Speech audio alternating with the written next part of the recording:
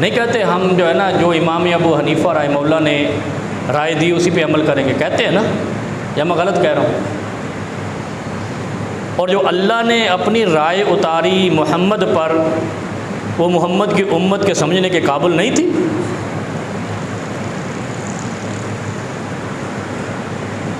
यार सोचते क्यों नहीं? कम अज़ कम 10 बंदे भी एक जुमे के अंदर सोचने लग जाएं तो वो 1000 पे काफ़ी है। अल्लाह ने मोहम्मद पर जो कुरान उतारा मोहम्मद के लिए सल्लल्लाहु अलैहि वसल्लम के लिए नहीं उतारा, वो उनको मानने वालों के लिए उतारा है। नहीं समझे?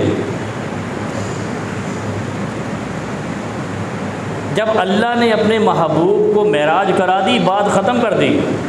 अब वो कुछ करे ना करे, कुछ कहे ना कहे, वो जन्नती है, जन्नत का सरदार है, जन्नत का सफारशी है रसूलुल्लाह सल्लल्लाहु अलैहि वसल्लम। कुरान जो वही उतरती रही 23 साल, वो किस लिए उतरती रही? कि लोगों को समझाओ, ऐसे नहीं करो, ऐसे नहीं करो, ऐसे नहीं करो, ऐसे करो। यही मकसद था ना। और जिस उम्मत के लिए कुरान उतरा उसमें एक ऐसी मुल्लायत ने जन्म लिया, उन्होंने कहा मोहम्मद का कुरान तो कोई समझ नहीं सकता, ऐसे कहते हैं ना। और फिर एक और मौलवी पैदा हो गए, थोड़ा और अरसा गुजर गया, तो कुरान खुद पढ़ना भी नहीं, क्योंकि समझ आने वाली चीज़ है। कुरान क्या कहता है? वलक़द यस्सरनल कुरान लिज़्ज़िक्रि फ़हल मिन मुद्दकिर, कहा ना कुरान ने, वो हमने इसको पढ़ने वालों के लिए आसान तरीन कर दिया है। ये कौन कह रहा है? भेजने वाला। और जो लेने वाले कहते हैं आसान समझ नहीं आना। जो लेने वाले हैं वो कहते हैं हमें समझ नहीं आएगा, और अल्लाह भेजने वाला है, अल्लाह रिज़्क़ भेजने वाला है ना। कैसे खाते हैं? काट काट के खा जाते हैं, सारी मिल्लत को खा गए, सारी ज़मीन खा गए, ज़मीन व आसमान भी मिल जाए ये काट के खा जाए। जब कुरान के सानू समझ नहीं आना।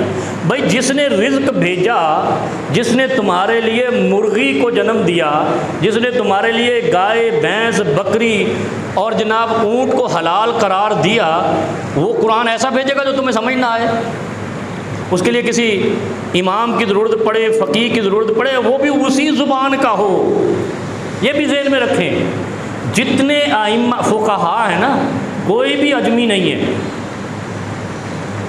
और रसूल भी अजमी नहीं है, अरबी है ना। तो वो क्या मसला है इसमें कि जो अरबी रसूल है उसकी बात को तो तुम नहीं समझ रहे, जो अरबी तुम्हारा इमाम है उसकी बात को समझना है। इसका मतलब है तुमने अल्लाह के इमाम के सामने अपना इमाम खड़ा कर दिया, और ये कुफ्र है, ये बगावत है, ये तौहीद फिर रिसालत में शिरक है। जो शख्स मुहम्मद रसूलुल्लाह सल्लल्लाहु अलैहि वसल्लम की बात को कहे समझ नहीं आती, और किसी फ़कीह की बात को कहे कि समझ आती है, वो मुशरिक है, काफिर है।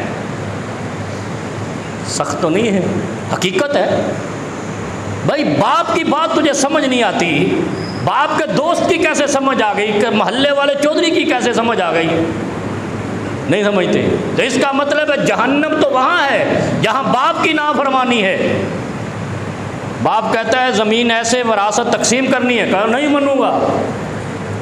जब मोहल्ले वाला कोई चौधरी इकट्ठा हो ऐसे काटनी हो, कहता ठीक है। तो इसका मतलब तूने बाप की बात नहीं मानी।